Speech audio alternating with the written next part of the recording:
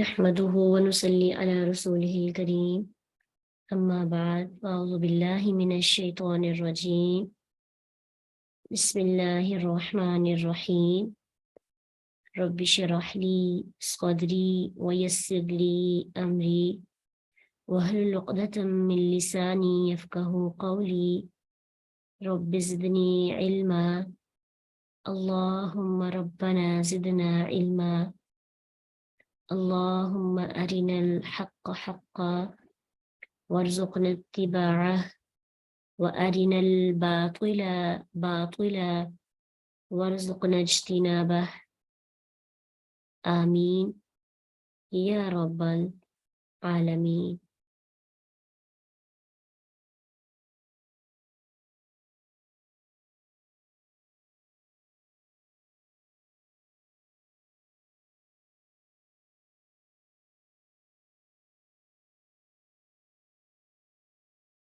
जी, अस्कार खाना के third week में आप सबको खुशामदीद। अल्लाह सुब्हानहू व तआला हमारी इस कोशिश को, हमारी इस मेहनत को, हमारी इस कुर्बानी को, नीयत की कुर्बानी को, नरम बिस्तर छोड़ने की कुर्बानी को और आगे आने वाले दिनों में इंशाल्लाह हमें अल्लाह मज़ीद तौफीक अता करे और हमारी इन कोशिशों को अल्लाह अपने लिए कबूल फरमाए और अल्लाह हमारे इखलास के अंदर मज़ीद हमें बढ़ने की तौफीक अता करे, हमारे हर काम के अंदर इखलास पैदा कर ले। वैसे भी ये वक्त ऐसा है कि जिनके अंदर इखलास होगा वो ही इसके साथ टिके रहेंगे। जिनके पास इखलास नहीं होता वो इस वक्त में नहीं आ सकते। ये वक्त ही ऐसा है, ये वक्त ऐसा है जो समझे कि नीयतों में फर्क कर देने वाला वक्त है कि बदनीयती के साथ नहीं कोई आ सकता, क्योंकि बदनीयती के लिए कोई अपनी नींद नहीं कुर्बान कर सकता। तो आप बहुत खुशकिस्मत, बहुत चुने हुए, बहुत प्यारे अल्लाह के पसंदीदा बंदों में से हैं कि जिनको अल्लाह ने चुन चुन कर अपने लिए अपना जिक्र, टॉपिक कितना कॉम्प्रिहेंसिव खूबसूरत है कि अल्लाह ने अपने जिक्र की अहमियत और जिक्र को समझने और याद करने वाले बंदों में शामिल किया। जिक्र के बारे में अगर हम जितना भी लर्न करें ना तो वो उतना ही कम है कि इतनी कितनी इम्पोर्टेंस है।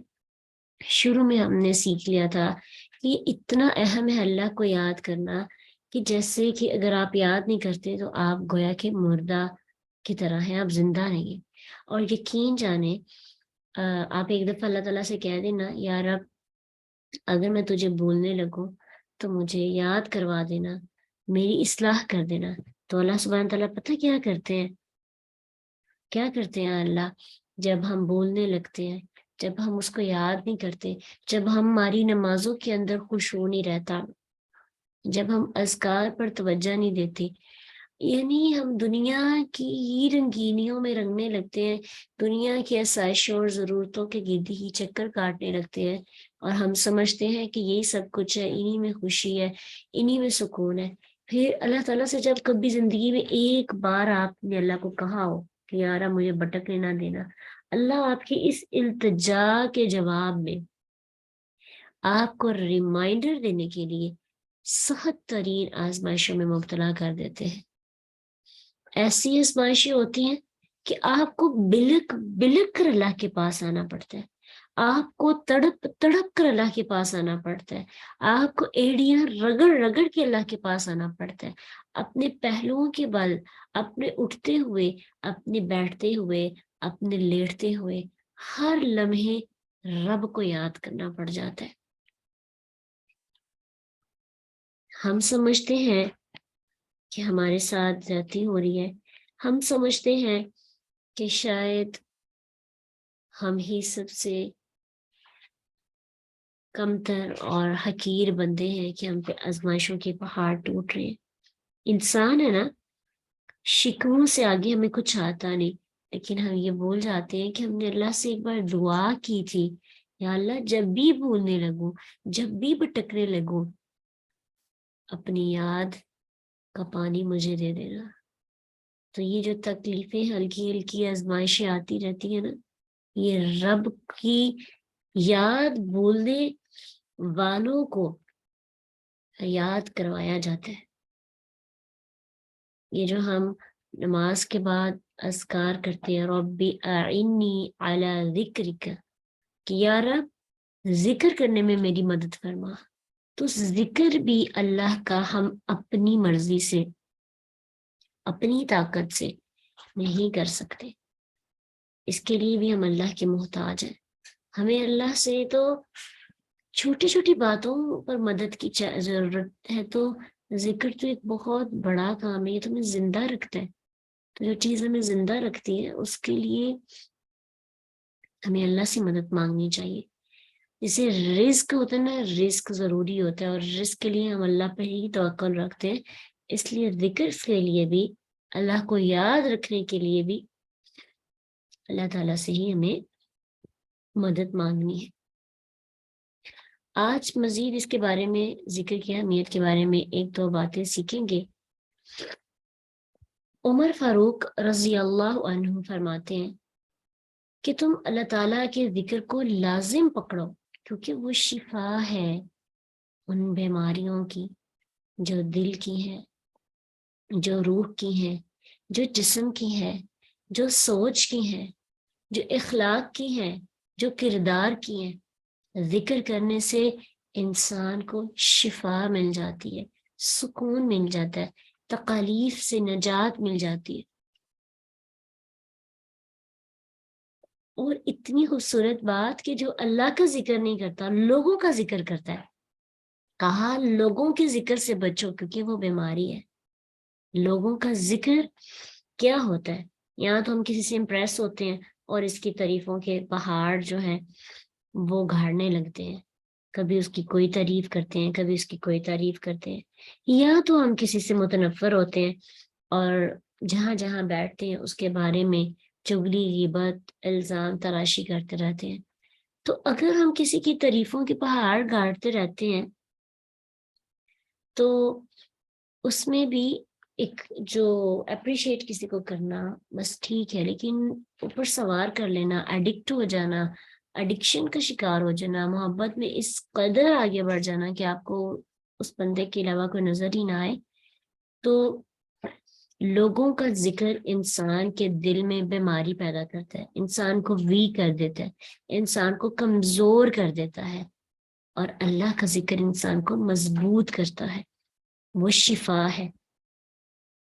اور ایک اور قول جس کو ہم دیکھتے ہیں، ابو عباس رحمہ اللہ فرماتے ہیں کہ مومن اللہ تعالیٰ کے ذکر کے ساتھ قوی ہوتا ہے، مضبوط ہوتا ہے۔ وہی بات نا جو ہم ابھی سمجھ رہے ہیں کہ مضبوط ہوگا تو طاقتور ہوگا تو شفا ملے گی نا۔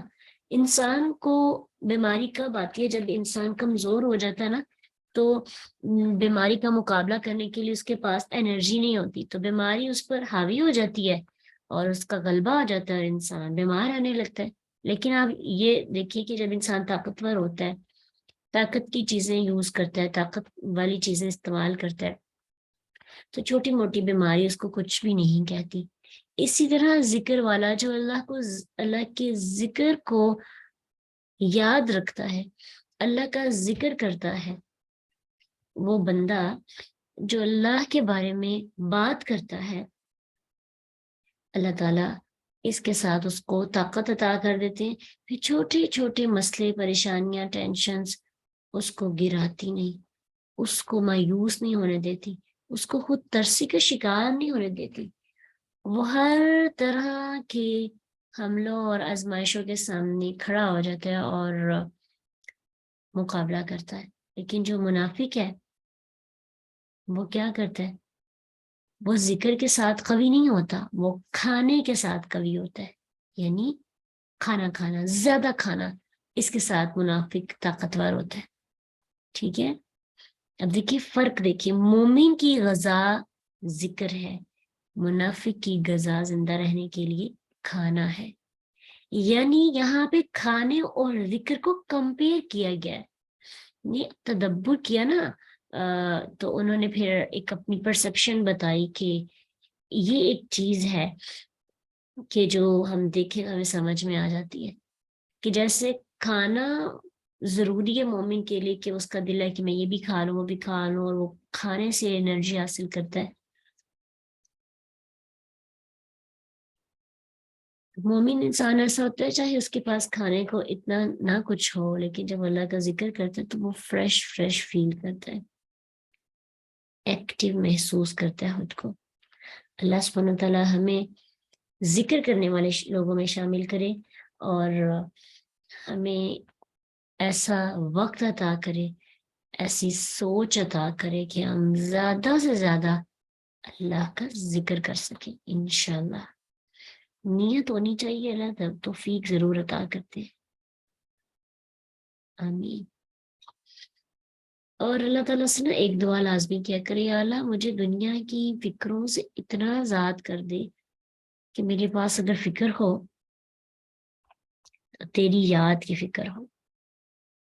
دنیا کی جو فکریں ہیں نا یہ انسان کو بڑا تباہ کر دیتی ہے. انسان ہر وقت یہی سوچتا رہتا ہے، اور پھر آخر کار قبر تک پہنچ جاتا ہے، اور پھر ساری عمر دنیا کی ٹینشنز کو ہی سالو کرتا رہتا ہے. تو دنیا کی ٹینشنز ہوں گی، لیکن اللہ کو کہا کریں یا اللہ مجھے فکر آخرت کی دے، کیونکہ جو دنیا کی فکر میں مبتلا ہو جاتا ہے آخرت کی فکر اسے نہیں آتی. تو جس کو آخرت کی فکر ہوتی ہے آٹومیٹکلی اس کو دنیا کی بھی ہو جاتی ہے، کیونکہ اسے پتہ ہے میں نے اپنی دنیا بہتر کرنی ہے تو مجھے آخرت ملے گی.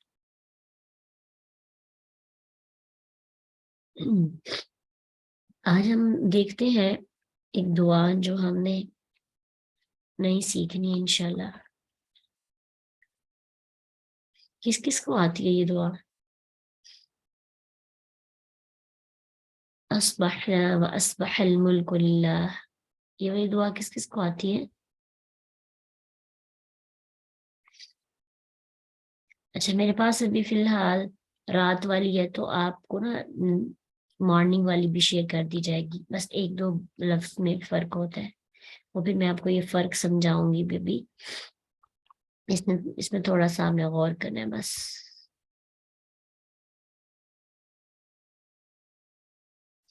ماشاءاللہ ماشاءاللہ. چلیں جن کو نہیں آتی انہوں نے یہ سیکھ لینی ہے. ہم پڑھیں گے اصبحنا. یہاں پہ امسینا و امسل ہے نا، امسینا کا مطلب ہوتا ہے میں نے، مطلب ہم نے شام کی. ٹھیک ہے، امسینا ہم نے شام کی، اصبحنا ہم نے صبح کی، کیونکہ ہم صبح مارننگ میں اللہ تعالیٰ کو بتانے لگے کہ ہم اللہ کی تعریف کرنے لگے. اصبحنا ہم نے صبح کی، واصبح الملک للہ، اور صبح کی ملک ہو اس کی کائنات نے، یعنی ملک نے، کائنات نے، للہ اللہ سبحانہ تعالیٰ کی، اللہ کے سارے ملک یعنی اس کی کائنات نے بھی صبح کی. سب نے صبح کی ہے، پرندوں نے بھی صبح کی، اور کیڑے مکوڑوں نے بھی صبح کی، پودوں نے بھی صبح کی، ہر چیز نے صبح کی. والحمد للہ، والحمد تمام تعریفیں، للہ اللہ ہی کے لیے ہیں. کتنا خوبصورت ذکر ہے نا. ذکر کا مطلب ہی ہوتا ہے آپ تعریف کریں. تو ہم جب کسی کا ذکر کرتے ہیں تو ہم یہی کرتے ہیں نا، تعریف ہی کرتے ہیں، یا پھر اس کے اپوزٹ ہوتا ہے. تو جیسے ہم امپریس ہوتے ہیں ہم اس سے تعریف کرتے ہیں، تو ہمیں اللہ سے امپریس بھی ہونا ہے. یا اللہ، کیونکہ جو نیند ہے نا وہ موت کی بہن ہے. آپ سمجھیں کہ یہ بھی ایک موت ہی کی صورت ہے کہ اللہ ہمیں صبح اٹھاتے ہیں، اور پھر ہمیں اللہ کا شکر بھی ادا کرنا ہے کہ یار اب تیرا بہت شکر کہ ہم نے صبح کی، اور تیری تعریف.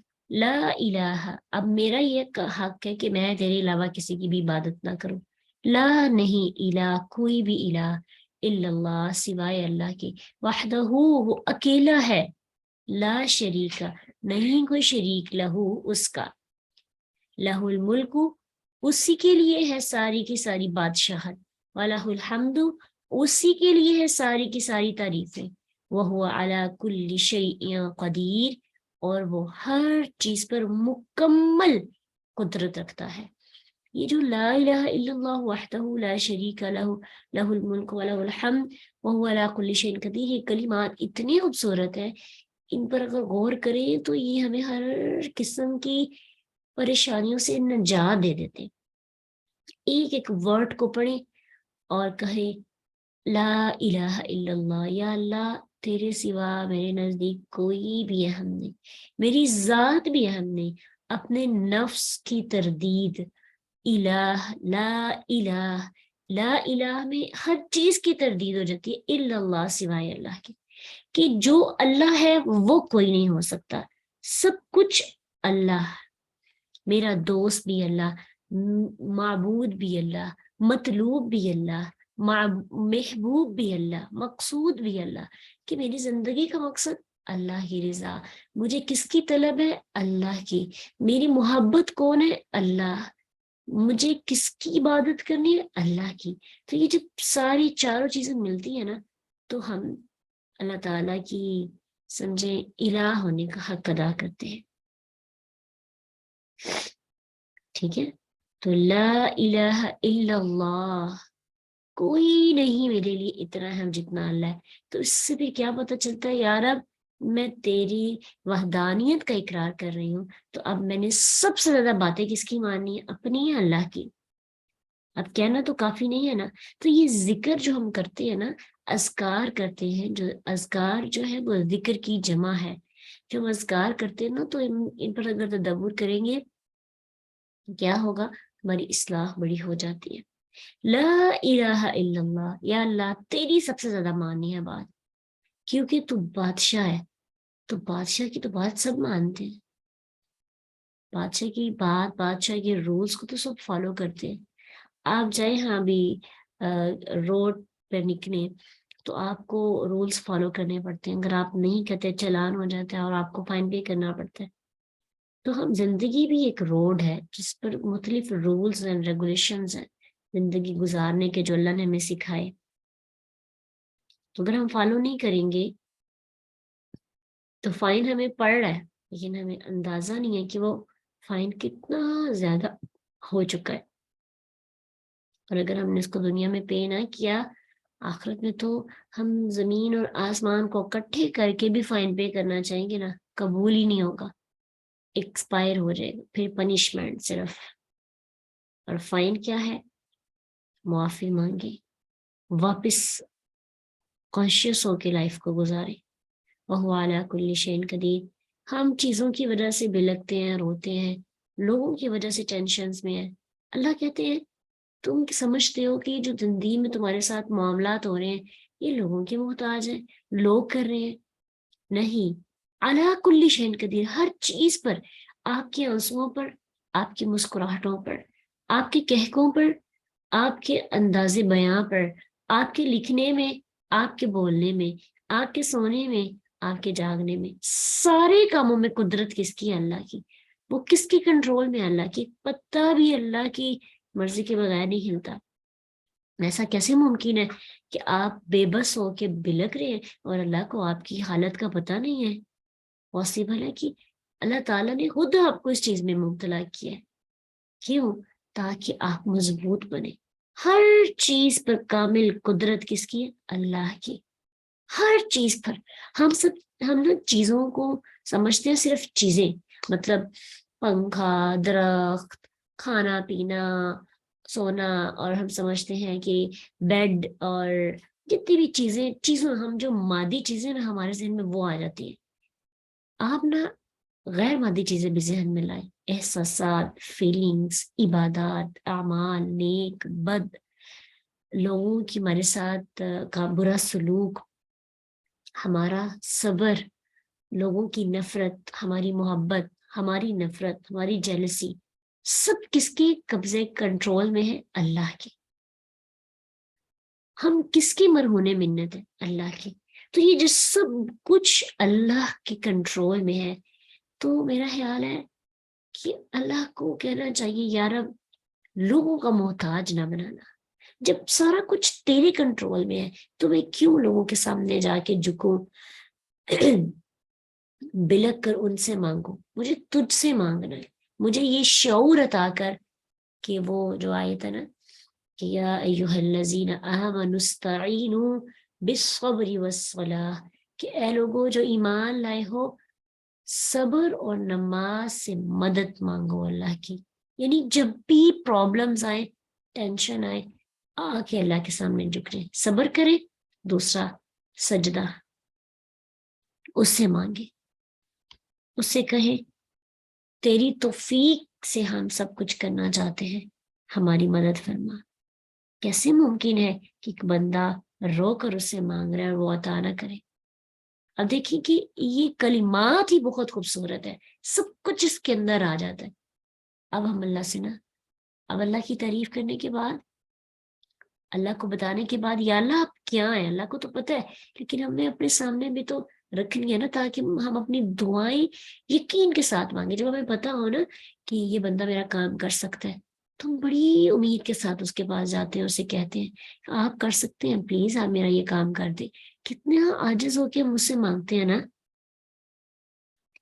دیکھیں کہ اللہ کی تعریف، اللہ کی تمہید، اللہ کی تعظیم ان کلمات کے اندر ہے. اب ہم اللہ کو اپنا مطلب بتانے لگے. اور یہ دیکھیے طریقہ، دعا مانگنے کا طریقہ اس سے پتہ چلتا ہے. دعا کیسے مانگی؟ اللہ کی تعریف کرے پہلے، اللہ کی تمہید بیان کرے، اللہ کی تعظیم بیان کرے. یار تو بہت بڑا ہے. کتنا بڑا ہے؟ تو نے آسمان میں اتنی کائنات بنائی، دنیا کے اندر، زمین کے اندر، کیا ہے جو تیرے کنٹرول میں نہیں ہے؟ تو سارے کام کر سکتا ہے نا. میں تجھ سے دعا مانگتی ہوں، ربی اسالوکا، ربی اے میرے رب، اسالوکا، اسالو میں سوال کرتی ہوں، کا تجھ سے، خیرہ بہتری کا، ما فی ھذا اليوم اس دن کے، ھذا اليوم صبح کے لیے، اور ھذہ اللیلۃ شام کے لیے. اور صبح کے لیے ھذا اس لیے ہے کہ الیوم مذکر ہے، اور رات کے لیے ھذہ اس لیے ہے کیونکہ لیلتی مونس ہے. کہ لیلتی کیسے مونس ہے؟ گرامر کے اسٹوڈنٹس بتا سکتے ہیں نا؟ چلیے بتائیں لیلتی مونس کیوں ہے؟ اس لیے نہیں کہ ہم اردو میں اس کو رات کہتے ہیں، نہیں، اردو کا کوئی کانسیپٹ نہیں اس کے اندر. عربی کے اندر لیلتی مونس کیوں ہے؟ جی تائے تانیس، لیلتی کے لاسٹ پہ تا گئی ہے نا، یہ تا، یہ والی، اس سے پتہ چلتا ہے عربی زبان کے اندر مونس کی علامت کیا ہوتی ہے، لاسٹ پہ گول تا ہوتی.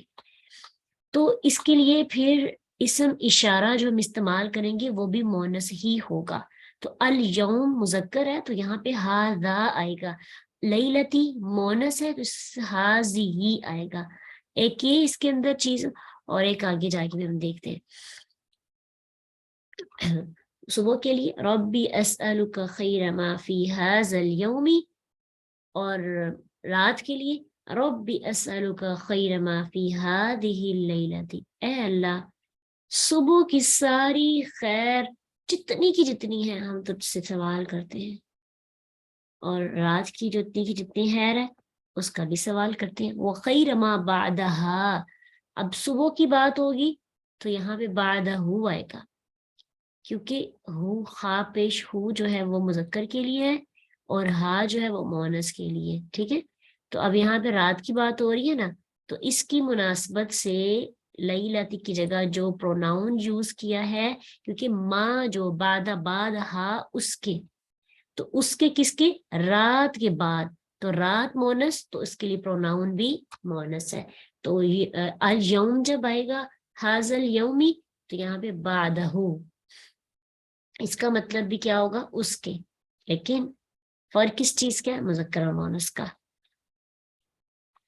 تو ربی اسألک خیر ما فی ھذا اليوم وخیر ما بعدہ، یا رب میں تجھ سے سوال کرتی ہوں صبح کی خیر کا اور اس کے بعد آنے والی بھی، یعنی بعد جو خیر آئے گی رات تک، جتنا بھی دن میں گزاروں گی، وہ دوپہر کا وقت ہے، تو شام سے پہلے پہلے جو میں نے اذکار کرنے اس سے پہلے جتنا بھی میرے پاس وقت ہے، میرے سارے کام اس میں اچھے ہو.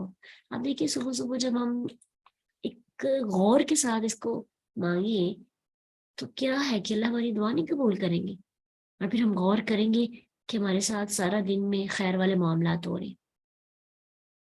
ربی اسألک خیر ما فی ھذا اليوم و خیر ما بعد. بار بار اس فکرے کو پڑھیں اور دیکھیں کہ یا اللہ تجھ سے خیر مانگتے ہیں اور بھلائی مانگتے ہیں.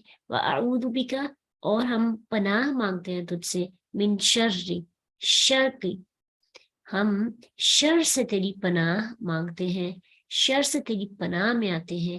ما فی ھذا اليوم، جو اس دن کے اندر مجھے شر پہنچنی ہے، مجھے پہلے ہی اس شر سے بچا لے. وہ لوگوں کی طرف سے مجھے شر پہنچنی ہے، یا لوگ میرے لیے شر کا باعث بننے والے ہیں، انسان میرے لیے شر کا باعث بننے والے ہیں، حیوان میرے لیے شر کا باعث بننے والے ہیں، یا پھر جنات میرے لیے شر کا باعث بننے والے ہیں، لوگوں کی نظریں میرے لیے شر کا باعث بننے والی ہیں. جتنے بھی شرور اس دنیا میں پائے جاتے ہیں، ہر قسم کے شر سے آج کے دن مجھے اپنی پناہ میں لے لے. وشر ما بعد، اور اس کے بعد بھی، صبح کی بعد بھی، ٹھیک ہے. اعوذ بک من شر ما فی ھذا اليوم وشر ما بعد، اور رات کے لیے کیا پڑھیں گے؟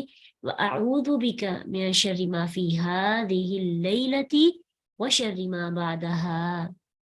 اور جو اگلے فکرات ہیں نا وہ بہت خوبصورت ہے. یہ تو اوور آل بات کی نا کہ جو خیر کے معاملات ہیں وہ مجھے پہنچے، جو شر کے ہیں وہ مجھے پہنچے.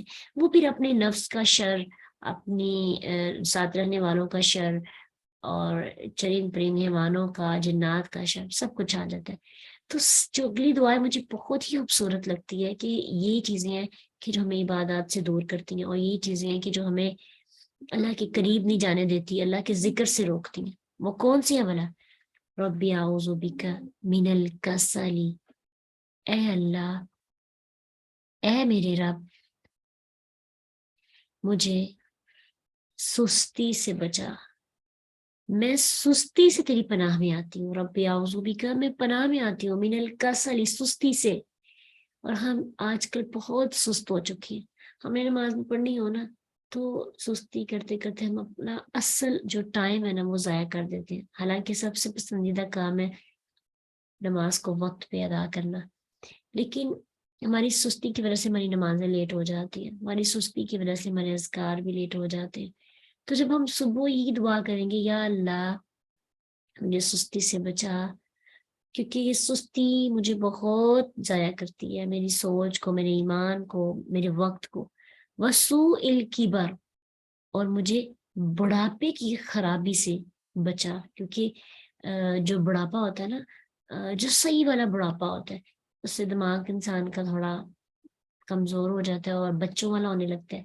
پھر انسان کو سمجھ ہی نہیں آتی، وہ پہچان نہیں پاتا، اچھائی اور برائی میں فرق نہیں کر پاتا.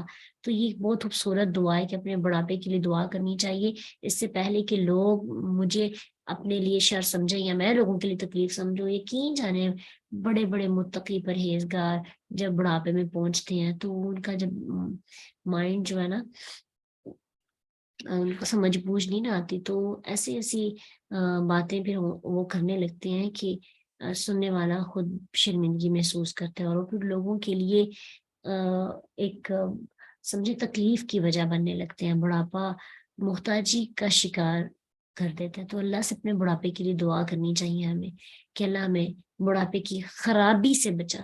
بڑھاپا آئے لیکن ہم بڑھاپے میں عبادات کر سکیں، ہماری ہوش و حواس میں ہوں. لیکن جو خرابی ہے نا، یقین جانے کچھ لوگ جو ہے اتنا شعور نہیں رہتا، اتنا نہیں رہتا شعور کہ یہ نہیں پتا ہوتا کہ سب کے سامنے چینج نہیں کرنا، اور پھر گالی گلوچ، اور یعنی بچوں والی جو حرکتیں ہوتی ہیں، چھوٹا بچہ جس کو کوئی فرق نہیں پتا اچھائی برائی کا، سیم وہ کنڈیشن ہو جاتی ہے. آپ سب اس چیز کو جانتے بھی ہوں گے. تو کتنی پھر ایک ہمیں تو لوگ جج کر رہے ہیں نا ایک بڑا انسان سمجھ کے، لیکن لوگ تو نہیں جانتے کہ ہمارے اندر سب کچھ ختم ہو گیا اور بڑھاپے کی وجہ سے بچگانہ حرکتیں آنے لگی ہیں. پھر ہمارے ساتھ آنے والے لوگ جو ہوتے ہیں وہ بھی شرمندگی محسوس کرنے لگتے ہیں. اس لیے اللہ تعالیٰ سے ہمیں ابھی ہی دعا کرنی چاہیے کہ یا اللہ مجھے سستی سے بھی بچانا، اور بڑھاپے کی خرابی سے بھی جانا. اور ربی اعوذ بک من عذاب فی النار، اور اے اللہ میں تیری پناہ میں آتی ہوں عذاب نار یعنی آگ کے عذاب سے، وعذاب فی القبر اور قبر کے عذاب سے. ٹھیک ہے، تو اس میں تقریباً مین ساری باتیں جو ہماری زندگی کے لیے ضروری ہیں، ہماری دنیا کے لیے بھی اور آخرت کے لیے بھی. دنیا کے لیے کیا؟ سستی اور بڑھاپے کی دعا، خیر کی دعا، شر سے بچنے کی دعا. اب اللہ سے کہا یہ سب دعائیں قبول کر کے میرے اعمال اس قابل کر دینا، اتنے اچھے میرے اعمال ہو جائیں کہ میں قبر کے عذاب سے، جہنم کے عذاب سے بچ سکوں. اور یہ بہت ضروری ترین دعا ہے جو ہمیں کرنی چاہیے. عذاب فی القبر و عذاب فی النار. ٹھیک ہے، جہنم سے اور قبر کے عذاب سے ہمیں اللہ کی پناہ مانگنی چاہیے. اللہ تعالی ہم سب کو اپنی حفظ و امان میں رکھے اور ہمارے لیے دنیا کو بھی آسان بنا دے، ہماری آخرت بھی ہمارے لیے آسان ہو جائے، ہم دوسروں کے لیے خیر کی وجہ بنے، دوسرے ہمارے لیے خیر کا سبب بنے. اللہ ہم سب کی سستیاں ختم کر کے، وہ نماز میں سستی ہے، وہ اخلاق میں سستی ہے، وہ کردار میں سستی ہے، وہ تقوی میں سستی ہے، وہ پاکیزگی کی سستی ہے، وہ نظر کی سستی ہے، وہ دل کے معاملے کی سستی ہے. یا اللہ جتنی بھی سستیاں ہمارے اندر پائی جاتی ہیں لوگوں کے معاملے میں، اپنے معاملے میں، سب کی سب سستیاں ختم کر کے ہمیں ایک ایکٹیو اور قوی مومن بنا دے، کیونکہ ذکر مومن کو قوی کرتا ہے. اللہ ہم طاقتور بننا چاہتے ہیں، ہم چھوٹی چھوٹی باتوں کی وجہ سے پریشان ہو کے اپنا کانفیڈنس لوز نہیں کرنا چاہتے، اپنا ایمان نہیں کھونا چاہتے. یا اللہ تجھ سے دعا کرتے ہیں ہمیں طاقتور مومن بنا دے. یا اللہ ہمیں ایسا مومن بنا دے جو دینے والا ہو، جو خیر کا سبب بنے، جو اتنا محتاج نہ ہو کہ وہ لوگوں کے کندھوں پر ہی سر رکھتا پھرے اور کسی کے لیے کندھا نہ بن سکے.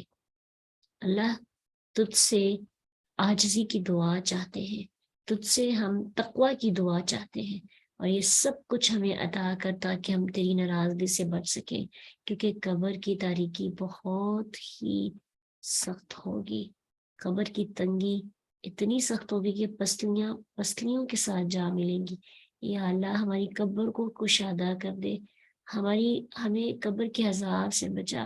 جہنم کا عذاب تو آئے گا قیامت کو، لیکن اس سے پہلے اگر ہم عذاب میں مبتلا ہو گئے، اس سے پہلے کہ سختیاں جو ہیں اللہ ہمیں ان سختیوں سے بچا. اور قبر کا عذاب تو برحق ہے، جہنم کا عذاب بھی برحق ہے. تو اللہ سے نا اپنی قبر کے لیے ضرور دعا کرنی ہے ہم نے، کیونکہ اگر ہم اس دنیا سے چلے جاتے ہیں اور پھر بھی ہم پرسکون ہی دنیا میں، تو مومن کے لیے دنیا قید خانہ ہے، کیونکہ دنیا میں اس کو بڑے مسئلے آتے ہیں. تو مومن کی قبر اس کے لیے کشادگی کا سبب بنتی ہے، اس کے لیے سکون کا سبب بنتی ہے، وہ پیاری سی نیند سو جاتا ہے. لیکن دیکھیں نا، ہم کبھی کبھی کہتے ہیں اللہ کرے میں مر ہی جاؤں، ادھر تو سکون ہی نہیں. ساتھ پھر یہ سوچا کریں کیا مرنے کے بعد میری قبر میرے لیے سکون کی وجہ بنے گی؟ اگر دنیا میں بھی بے سکونی اور قبر میں بھی بے سکونی، تو کتنی زیادتی ہے جو ہم اپنے ساتھ کر رہے ہیں. ایک جگہ تو ہمیں سکون ملنا چاہیے نا. تو اگر مسئلے آ رہے ہیں نا، تو اس میں ان مسئلوں سے ہم اپنی قبر کو سنوار لیں. ٹھیک ہے، لوگ ہمیں کاٹ رہے ہیں، اور جو ہمارے کٹنے سے ہمارے بکھرے ہوئے ہمارے سمجھے روح کے پرزے کہہ لیں، یا روح منتشر جو ہو رہی ہے، تو ان ٹکڑوں سے ہمیں اپنی قبر کو سنوارنا چاہیے. ٹوٹنے کے جو لمحات ہوتے ہیں نا، وہ بننے کے لمحات ہوتے ہیں. جب انسان ٹوٹتا ہے تب انسان بنتا ہے، انسان کو شعور آتا ہے. تو جب ہم لوگوں کے ہاتھوں ٹوٹتے ہیں تو اس وقت دعا کیا کریں؟ اس وقت نا ایمان بڑھ جاتا ہے، کیونکہ ہم اللہ کے سامنے گئے ہوتے ہیں نا ہاتھ اٹھا کے. اس وقت دعا کیا کرنی ہے؟ اپنے ایمان کے لیے، اپنی قبر کے لیے. میں یا اللہ دنیا میں نہیں سکون، دنیا میں لوگ میرے لیے آزمائش کا سبب بن رہے ہیں، لیکن تو میری حالت کو جانتا نا، یا اللہ تیرے آگے ہاتھ جوڑتی ہوں، قبر کی آزمائش پہ مبتلا نہ کرنا، محشر کی آزمائش پہ مبتلا نہ کرنا، آمین۔ اللہ ہم سب کی حفاظت فرمائے اور ہمیں اور ہماری اولادوں کو، ہماری نسل کو ہر قسم کے شر سے بچائے۔ ربنا آتنا فی الدنیا حسنۃ وفی الآخرۃ حسنۃ وقنا عذاب النار۔ اللهم آت نفسي تقواها وزكيها أنت خير من زكاها أنت وليها ومولاها۔ ربنا تقبل منا إنك أنت السميع العليم وتب علينا إنك أنت التواب الرحيم، آمين يا رب العالمين۔ سبحانك اللهم وبحمدك نشهد أن لا إله إلا أنت نستغفرك ونتوب إليك۔ السلام علیکم ورحمۃ اللہ وبرکاتہ۔